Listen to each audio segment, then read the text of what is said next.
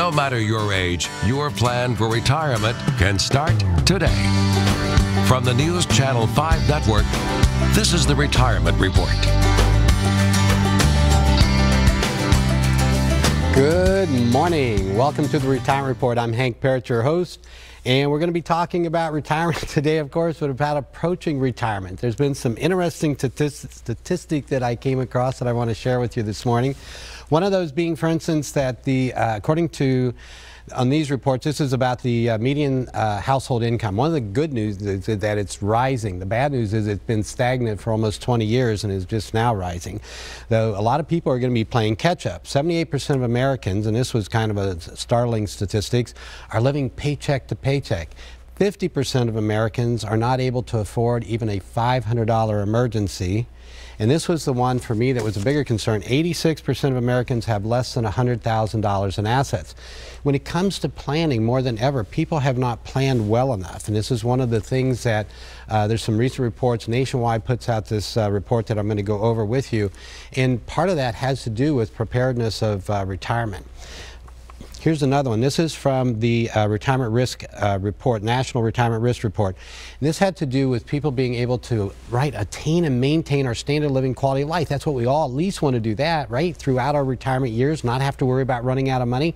Well, only about 50% of Americans are in that position currently.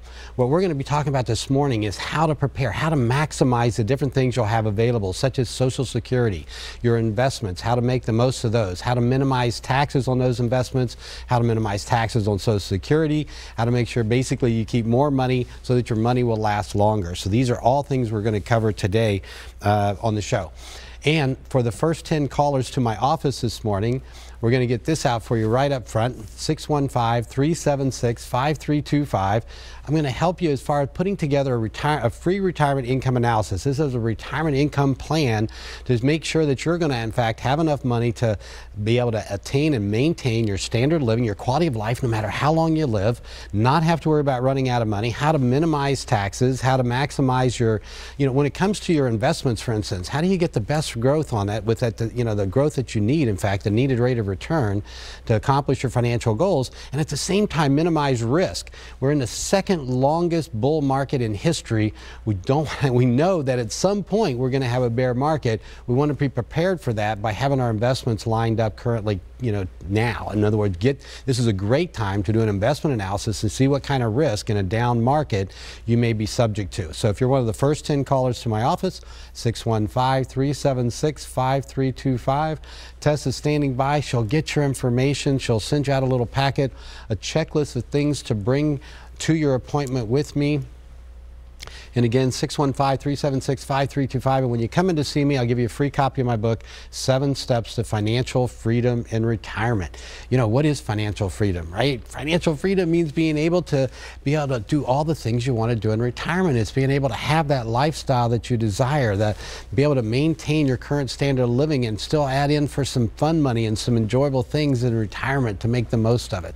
So that's what retirement planning, that's the whole goal here, is we want to make sure that you're able to do that your loved ones are taken care of, that you're able to have that life that you want, that you're able to retire in style and enjoy those years. Now, sometimes retiring doesn't, it means different things for different people.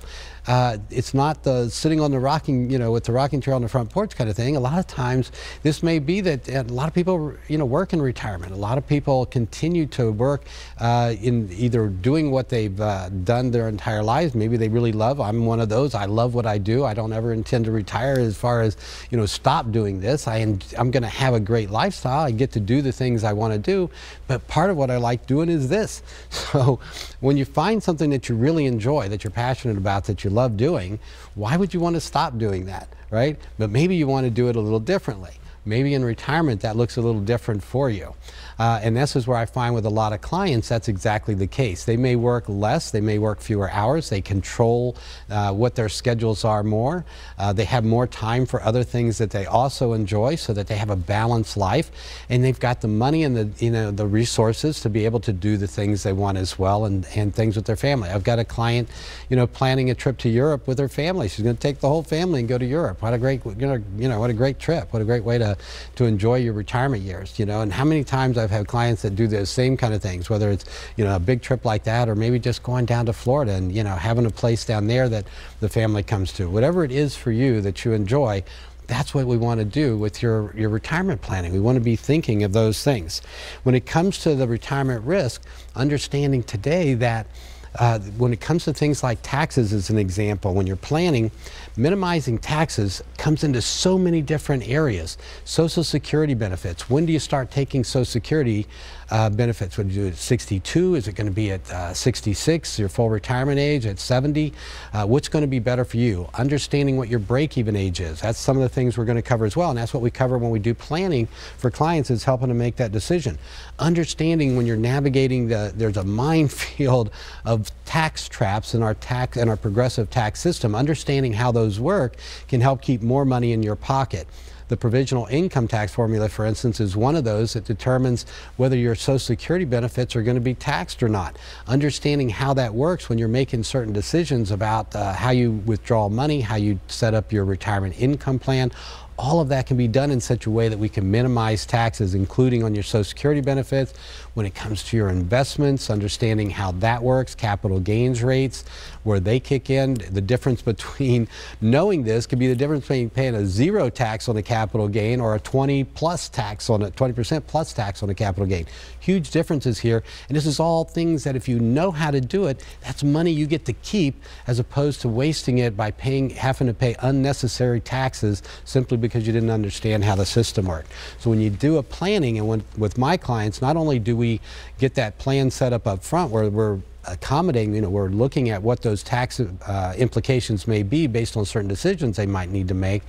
We're going to navigate that to minimize those taxes as we go along, and we meet on a regular basis. So we do regular reviews to go over not only the investment and the retirement planning, but also, of course, a part of that is the tax planning. We do that at least annually, and this time of year is one of those times when we're looking at, okay, we're filing taxes and we're planning for what our tax plan is going to be for the new year as well. And the new tax rates that we have now, that's a big part of it. So, you know, understanding, if you're making, for an example would be, for a married couple age 65 plus, you can be making a combined income of about $100,000, a little over $100,000, about $103,000, and your tax rate on that would be like 9%, right?